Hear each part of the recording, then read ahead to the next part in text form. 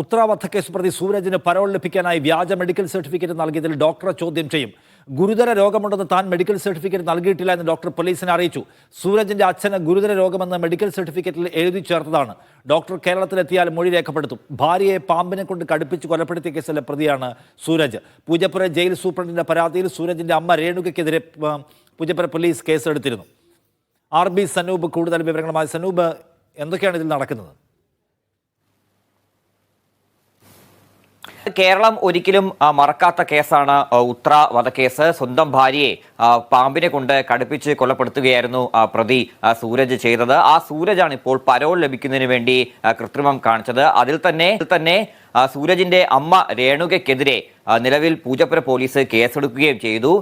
പലതവണ സൂരജ് പരോൾ ലഭിക്കുന്നതിന് വേണ്ടി അപേക്ഷ നൽകിയിരുന്നു. പക്ഷേ അപ്പോഴെല്ലാം തന്നെ പൂജപ്പുര ജയിൽ അധികൃതർ അത് തള്ളിക്കളയുകയാണ് ചെയ്തത്. പിന്നാലെയാണ് സൂരജിന്റെ അമ്മ രേണുക വീണ്ടും ഒരു മെഡിക്കൽ സർട്ടിഫിക്കറ്റ് നൽകിയത്. ആ മെഡിക്കൽ സർട്ടിഫിക്കറ്റ് പരിശോധിച്ചപ്പോൾ അതിൽ സൂരജിന്റെ അച്ഛന് ഗുരുതരമായിട്ടുള്ള രോഗം ഉണ്ട് എന്ന് അതിൽ എഴുതി ചേർത്തിട്ടുണ്ടായിരുന്നു. തുടർന്ന് സംശയം തോന്നിയിട്ടാണ് ഈ ജയിൽ അധികൃതർ ഈ ഡോക്ടറുമായിട്ട് ബന്ധപ്പെടുന്നത്. ഡോക്ടറുമായിട്ട് ബന്ധപ്പെട്ടപ്പോൾ താൻ സർട്ടിഫിക്കറ്റ് നൽകിയിട്ടുണ്ട്, പക്ഷേ അത്തരത്തിൽ ഗുരുതരമായിട്ടുള്ള രോഗം ഉണ്ട് എന്നുള്ള കാര്യം എഴുതി ചേർത്തിരുന്നില്ല എന്നുള്ള കാര്യമാണ് അറിയിച്ചിരുന്നത്. തുടർന്നാണ് പൂജപ്പുര സൂപ്രണ്ടിന്റെ പരാതിയിൽ പൂജപ്പുര പോലീസ് സൂരജിന്റെ അമ്മ രേണുകയ്ക്കെതിരെ കേസെടുക്കുന്നത്.